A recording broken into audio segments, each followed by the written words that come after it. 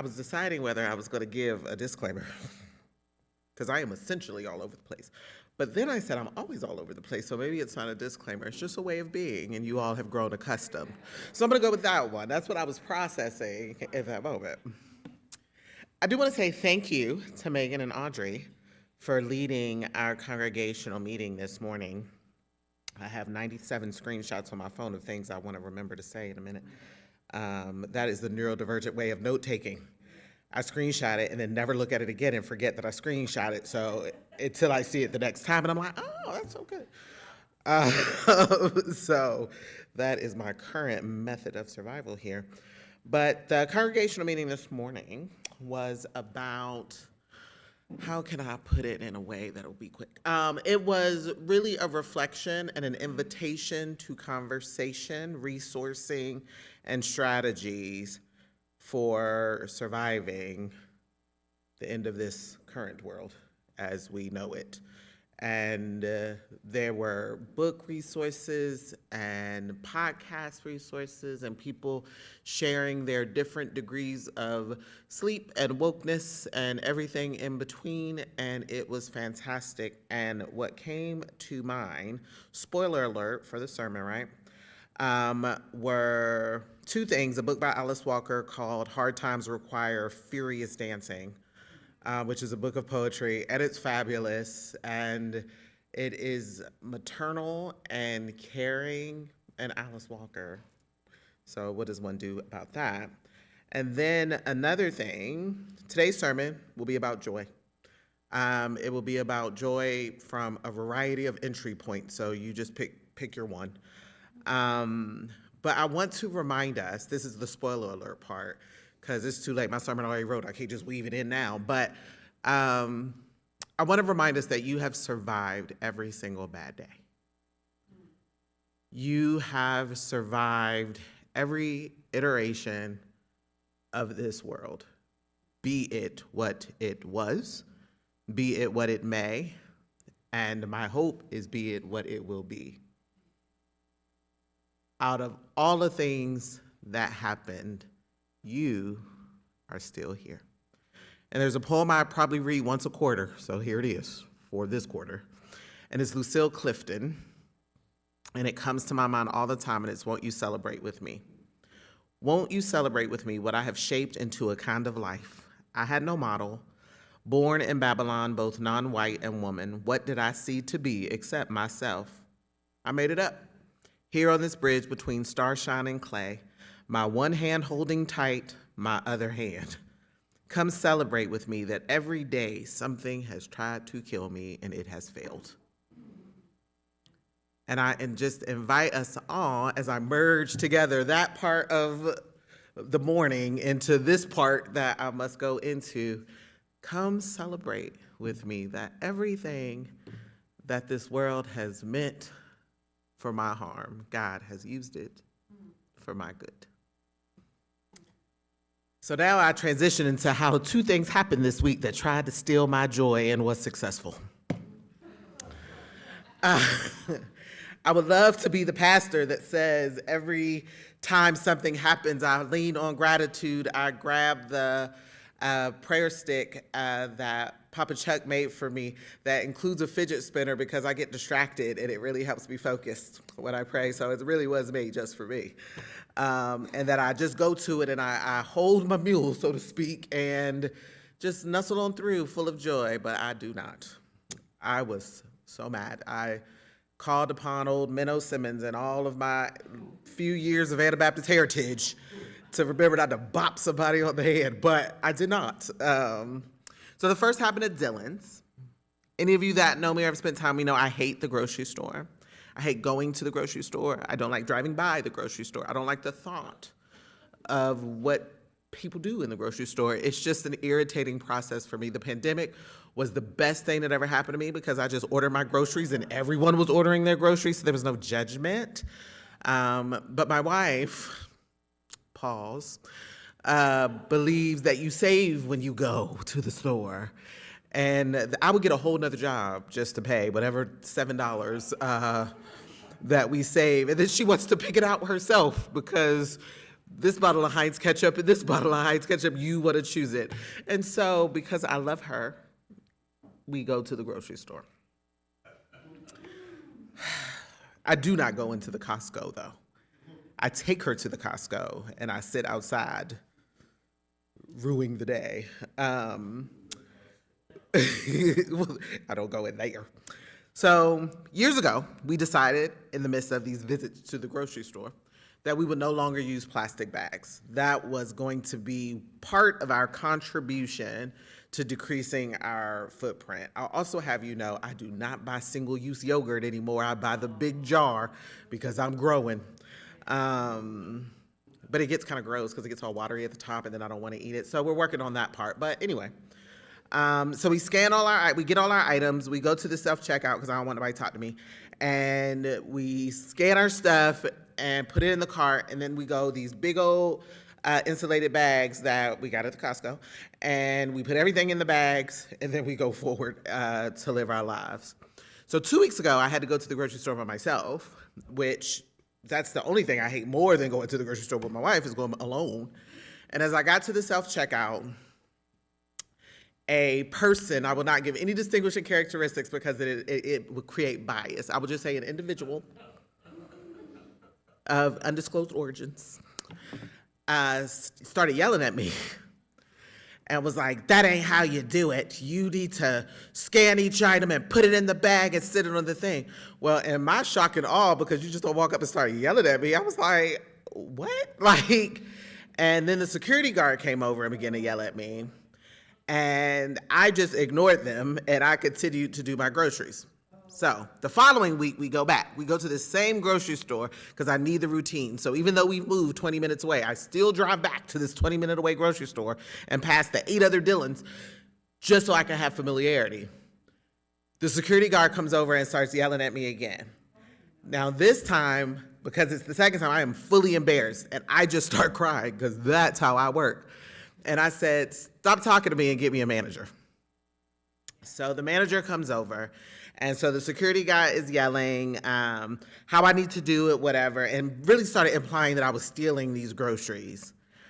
And so the manager comes up. I will also not disclose any identifiable information. The manager comes up and recognizes me and Ingrid because we come here every week. And he was like, what is going on? And I said, this is what's happening. He let the security guy go wait in my office. I'll come talk to you in a minute. Ma'am, there's no problem. You do this every single week. I don't know what's happening. Scan your groceries. I've never seen you steal a pack of bologna. You have the receipt. You show the receipt. It's fine. It took me all day to regulate. And I asked the manager, out of all these people, some of whom were also not bagging and whatever, why did he choose us to yell at? And the manager would not answer. And in this space, I won't either right now. It's another sermon, another week. We have time. But it was a question that I asked. The second time, 2 days later, so that was Thursday, I went to run a few errands. Way down on Kellogg and Rock, I get back, down on Kellogg and Rock, I get home, I pat my pockets to find my key and don't feel my wallet. Now I fly out tomorrow for work. So in my wallet are my cards, my identification, all of those things. The last place I remember having it was getting into the car after running errands. So I did what most people would do. I jumped back in the car. I was Mario Andretti driving down the street, hoping for no police. I had the Audi in the wind. And so I get back to the parking lot. There's no cars around me, nor is my wallet. I go to one of the places I went. He went to pull up the cameras. He was like, I see you leaving with it, but I don't see it on the ground or anything. So I go to a couple of the other businesses to check in. One of the businesses was H&R Block. I walk in. I asked the young lady, has anyone returned a wallet? She was like, oh my God, a guy came in with a wallet, and it looked like the one you're describing. I was like, oh my God, do you have it? She was like, no. Oh, no. That is when I had to remember that I had vowed not to bop people. And she was like, well, I didn't know who it was. So I didn't take it. I said, okay. Did you get his name, his number? She was like, well, he was white and wearing a baseball cap. I said, well, mother sorrow. Okay. All right, so Ingrid, who is a little different than me, I could see her temperature rising. So I'm like, let me get her out the store before it's something different. And I'm just going to go cry in the car. Like, I'm good. I have my plan. So we get back in the car. We get home. I am frazzled because I'm like, okay, today's Thursday. Friday, I can go to the DMV. I can get a replacement license of paper when I have a passport. I have no money. I could take one of my wife's cards, but then they'll arrest me for fraud if anyone needs to see my card that matches my ID. Like, all of these things are going through my head. No joy. No gratitude. I couldn't reach gratitude if it were in my pocket instead of my wallet. I was undone. I get to my desk because I have another meeting that is starting right now. And it's for the Fierce, Fabulous, Sacred. So I'm trying to be all holy, trying to get myself together to be a gay representative of the world. And I looked at my phone and I checked. I got a ding, like it chirped. And it was the church Facebook page. And I'm like, who is messaging on this church page? I never ever look. And I looked, and it was this random lady named Julie. And she was like, I think my husband found your wallet.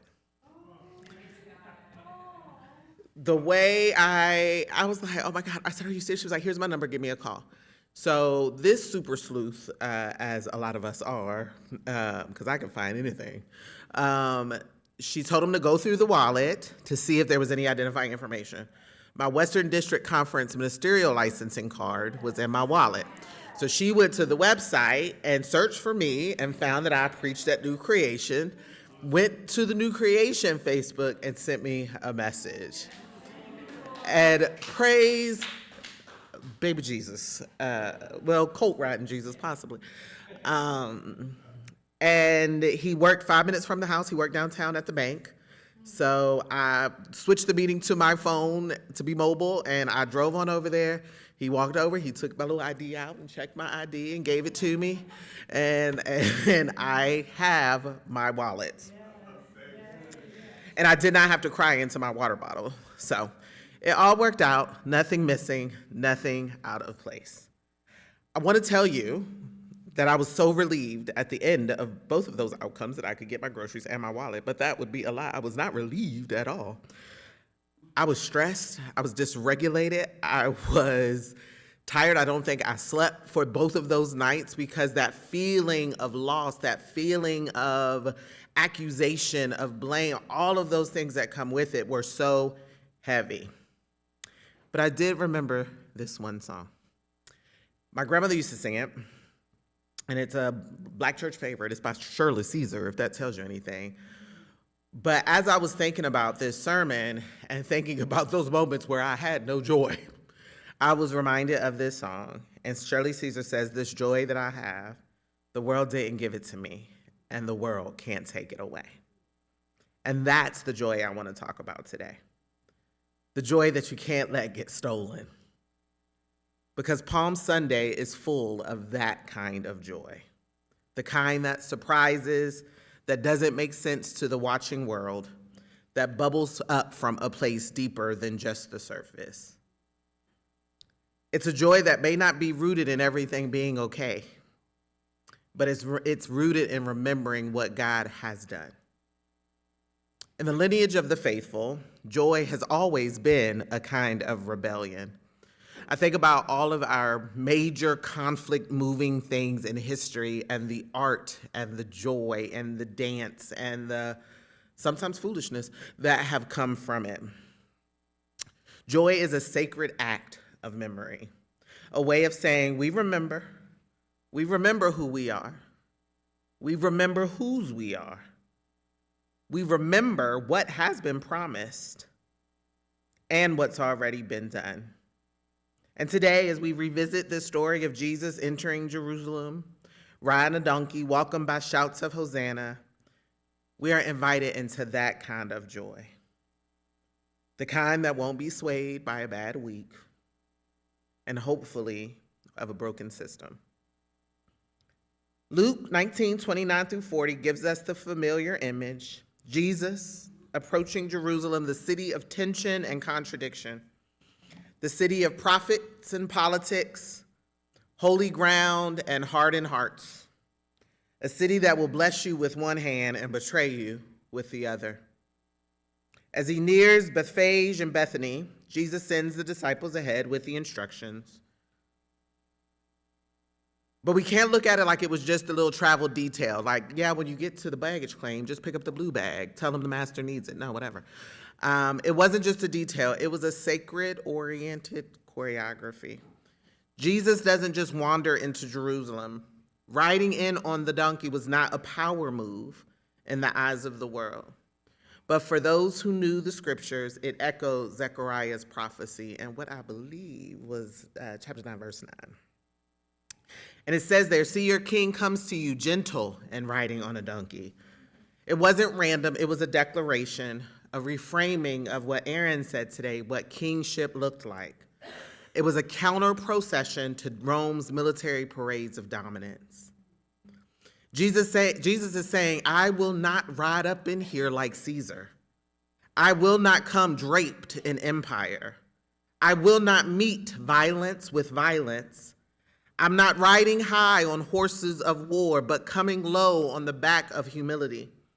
I come in the lineage of prophets, close to the ground, close to the people, close to the sounds of earth. And the people, they felt that. They got it. Not everyone, but the ones who had been watching, knowing, and believing, the ones who had been healed, the ones who had experienced the miracles, the ones who had been fed by them little baskets and them few fishes and some loaves. They had heard the stories, they had passed the testimonies down, they discussed this at dinner tables and campfires, and now they were seeing what was happening. Imagine being so full of joy you take off articles of clothing to throw them into the ground. Do not feel like you have to do that today, but we will participate and not judge. They laid their cloaks in the road. They shouted praises, and it wasn't performative. It was a holy practice. It was remembrance. Luke says the whole multitude began to praise joyfully with loud voices for all the deeds of the power they had seen. It was a sound not of empty hype. It wasn't the noise of folks that just wanted spectacle. It was a groaning, a holy shake the ground sound of remembering. It was a people saying, we've seen too much to be silent now. It was a sound that stretches all the way back to Miriam's tambourine on the far side of the Red Sea.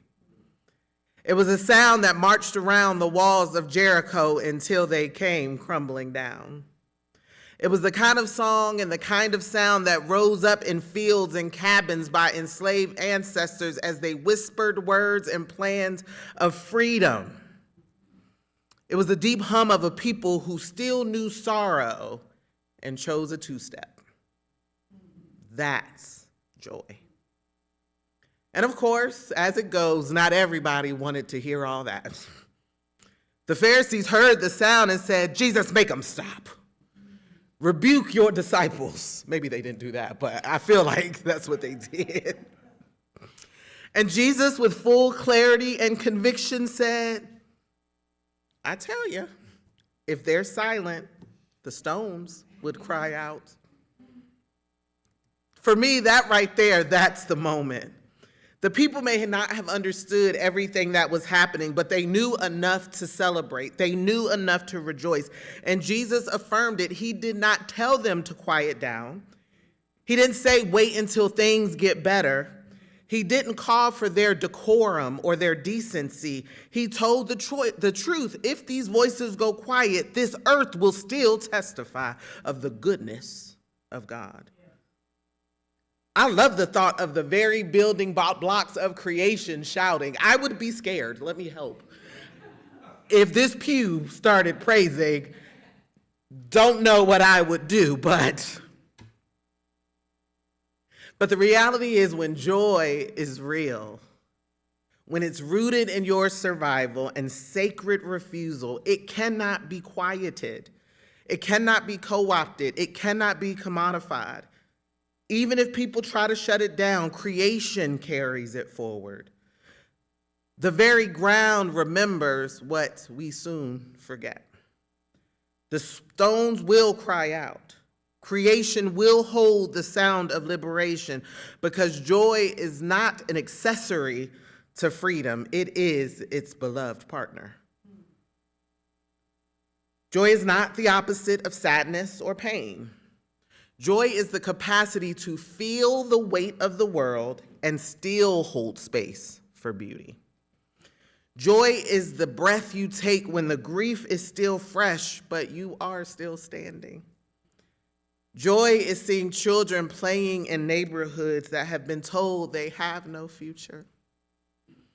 Joy is a protest song, a freedom dance, your favorite song coming on at the cookout. Joy is resistance. Audre Lorde once wrote, "I am deliberate and afraid of nothing." But she also said, "Caring for myself is not self-indulgence, it is self-preservation, and that is an act of political warfare." Joy is part of that care. It is the insistence that we are not just surviving, we are living fully, loudly, gratefully. Joy is not shallow, it is strategic.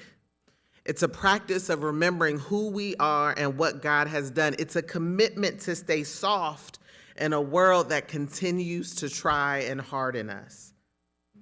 It's not performative, it is so deeply prophetic. But here's the part we don't always pause long enough to hold. Often on Palm Sunday, we get to the Hosanna, we wave the palms, and then everybody goes home or down to the restaurant to get something to eat. But the text continues, and I didn't even want anyone else to read it. I said, I believe about the high note in the front part, and then I'm just going to slide it in the middle.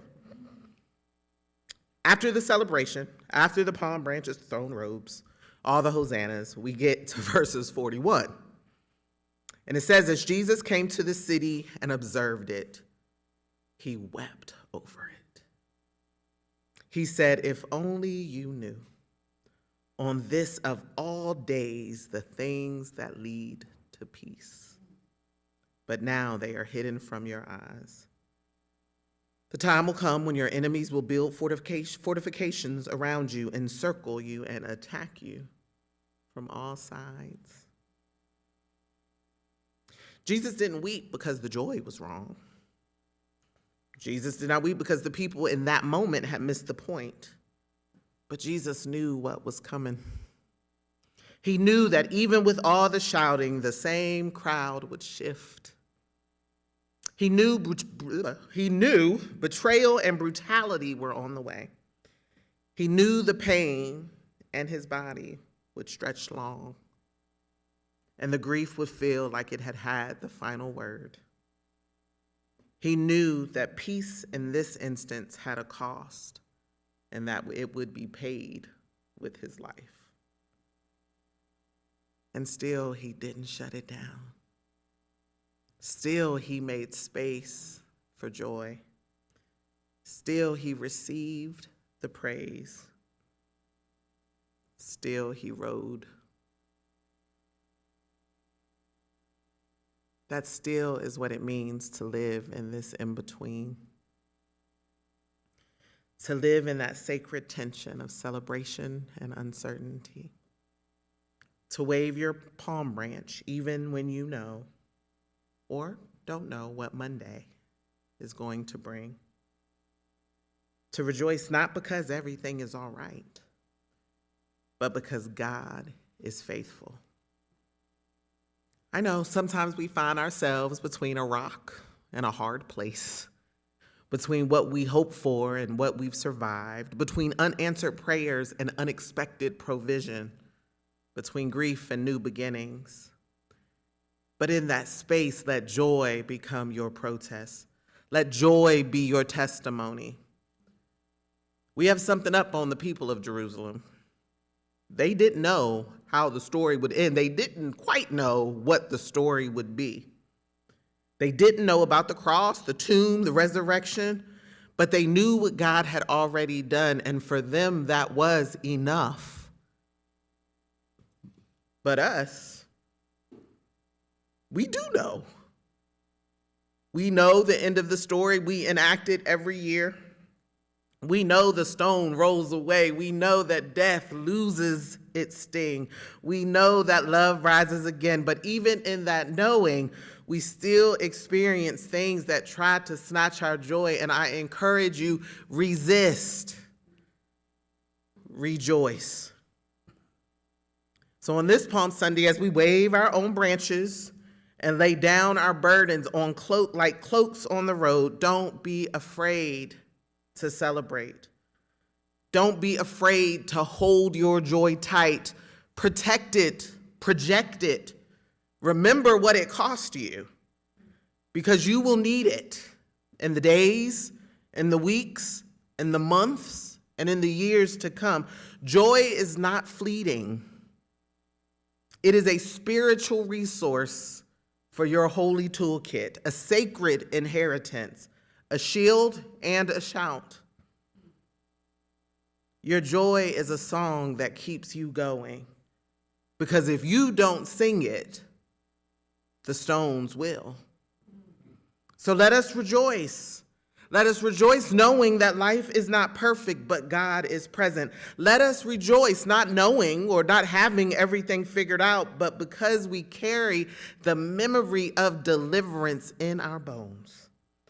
Let us rejoice not for show, because it's how we survive. And when the world tries to take it, because it will, remember this joy. Remember the joy that the world didn't give you, and know that it cannot be taken away. May it be so.